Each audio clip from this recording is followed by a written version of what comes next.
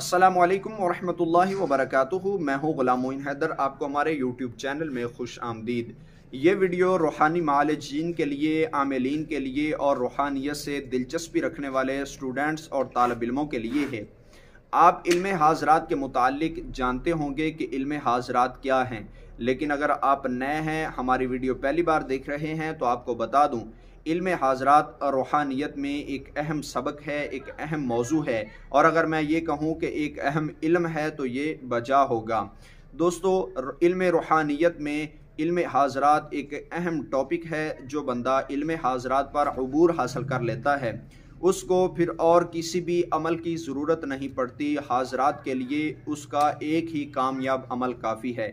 क्या आप भी हर सवाल का जवाब मालूम करना चाहते हैं, हाज़रात का अमल करना चाहते हैं, किसी भी बंदे पर हाज़रात करना चाहते हैं, तो आप ये वीडियो देख लें। इंशाअल्लाह हमारी इस वीडियो के अमल से आप भी इल्म हाज़रात से इस्तिफ़ादा कर पाएंगे और आप भी लोगों पर हाज़रात कर सकेंगे।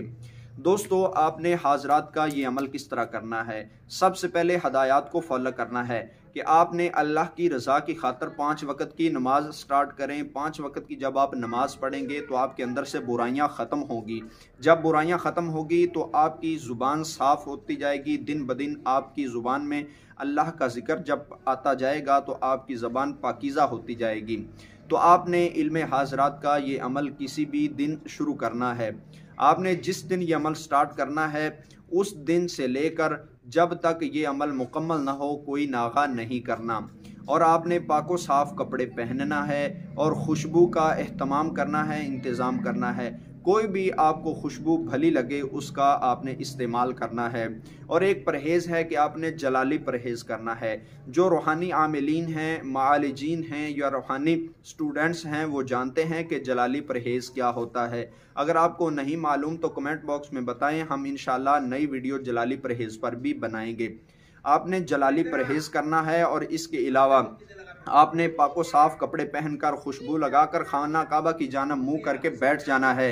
जिस दिन आपने ये अमल शुरू करना है, उस दिन आपने किसी से बात बेहुदा कलाम नहीं करना, किसी से लड़ाई झगड़ा नहीं करना, और आपने अल्लाह की रज़ा की खातर अल्लाह की राह में सदका व खैरात करके ये अमल स्टार्ट करना है। और इस नीयत से अमल शुरू करना है कि अल्लाह ताला, मैं लोगों की रहनुमाई के लिए, लोगों की भलाई के लिए इस अमल को करना चाहता हूँ, मुझे इसमें कामयाबी अता फरमा। अल्लाह को याद करके इस अमल को आपने स्टार्ट कर लेना है। बाद नमाज इशा ये आपने अमल करना है। सूरह कुरैश 30वें पारे की एक अहम सूरत है।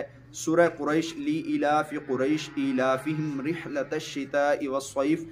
आप इस सूरत को समझ चुके होंगे।